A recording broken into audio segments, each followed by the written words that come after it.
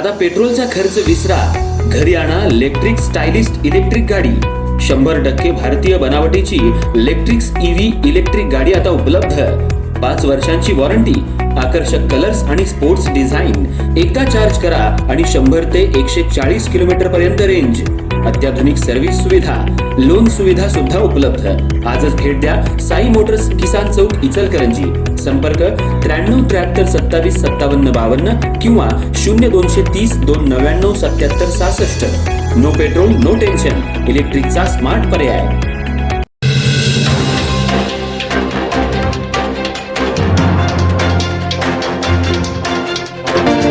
लिंगायत समाजाच्या विविध मागण्यांची मुख्यमंत्री देवेंद्र फडणवीस यांनी दखल घेतली असून या मागण्यांबाबत सकारात्मक आश्वासन दिल्याची माहिती आंदोलनकर्त्यांकडून देण्यात आली आहे. कोल्हापूर जिल्हाधिकारी कार्यालयासमोर काल सकाळपासूनच लिंगायत समाजाच्या वतीनं बेमुदत साखळी उपोषणाला सुरुवात करण्यात आली होती.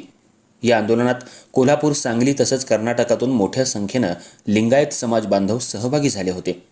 जगज्योती महात्मा बसवेश्वर आर्थिक विकास महामंडळ समस्त लिंगायत समाजासाठी खुलं करण्यात यावं यासह समाजाच्या विविध मागण्यांसाठी हे आंदोलन सुरू करण्यात आलं होतं.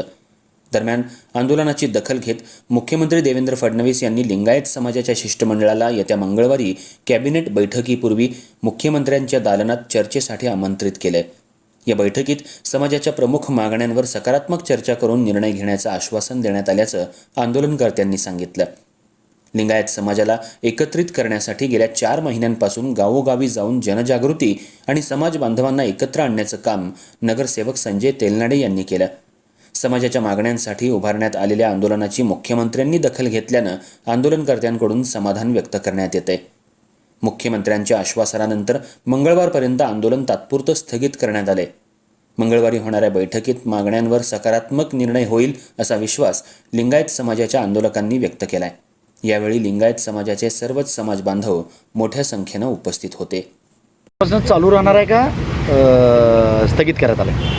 आज ज्यावेळेला वाढता प्रतिसाद ज्यावेळेला बघितल्यानंतर प्रशासन हडबडलं आणि त्याच्यानंतर त्यांनी आज सकाळीच आमच्याशी संपर्क साधला असताना त्यावेळेला त्या साईडला जे आम्ही मांडव वगैरे घातलेला त्यांनी आमच्यासोबत पोलीस खात्याने चर्चा विनिमय करून आम्हाला इकडची जागा दिल्यानंतर आम्ही ती काढण्यासाठी त्यांना मान्यता दिली आणि आम्ही ज्यावेळेला इकडं बघितलं आणि इकडं बघितल्यानंतर वाढता प्रतिसाद बघून 30-35 हजार लोक या ठिकाणी जमलेले सगळे बघितल्यानंतर आम्हाला त्यांनी प्रोटोकॉलप्रमाणच्या ह्याच्यामध्ये मुख्यमंत्र्यांच्यासोबत चर्चा करून आम्हाला त्या ठिकाणी बोलवून घेऊन आमची चर्चा घडवून आणली आणि जे आमचे जे निवेदन होते ते निवेदन त्या ठिकाणी आम्ही शिवाजी पाटील आमदार चंदगडचे त्यांच्यामार्फत त्या ठिकाणी आम्ही त्या ठिकाणी त्यांना तिथं निवेदन दिलं. निवेदन दिल्यानंतर त्यांनी आम्हाला तोंडी आश्वासन त्या ठिकाणी त्यांनी दिलं की ते 100% आम्ही सरसकट लिंगायत समाजाला त्याचा लाभ मिळवून देण्यासाठी जे लागते ते ओबीसी ज्यात शिथिल करतो असं शब्द मुख्यमंत्र्यांनी दिला.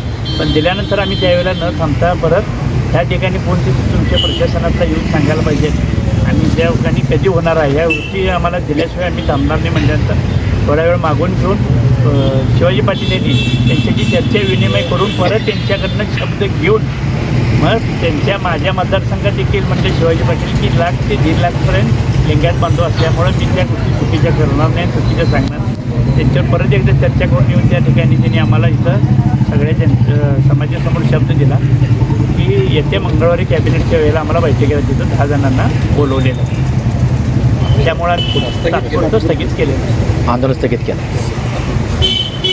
सन 2023 साली महात्मा बसवेश्वर आर्थिक विकास महामंडळाची जी नेमणूक ओबीसी अंतर्गत करण्यात आली त्याच्यामध्ये असलेली जी अट आहे ती ओबीसीची अट शिथिल करून सरसकट लिंगायत समाजाला व पोटजातीत सगळ्यांनाच त्याचा लाभ मिळावा ही एक पहिल्यांदा आम्ही मागणी केलेली आहे. दुसरी मागणी म्हणजे लिंगायत समाजाला अल्पसंख्याक दर्जा मिळावा म्हणून महाराष्ट्र शासन स्तरावर जी आम्ही जी फाईल पाठवलेली आहे त्याला मान्यता द्यावं. या 2 मागणीसाठी आम्ही ज्या धरणे आंदोलन करतो त्याच्यासाठी आज लिंगायत बांधवांवर व इतर समाजातील सर्वच नागरिकांनी आज उत्स्फूर्त प्रतिसाद देणे कमीत कमी 30 ते 35 हजार लोक आज या ठिकाणी जमलेले होते.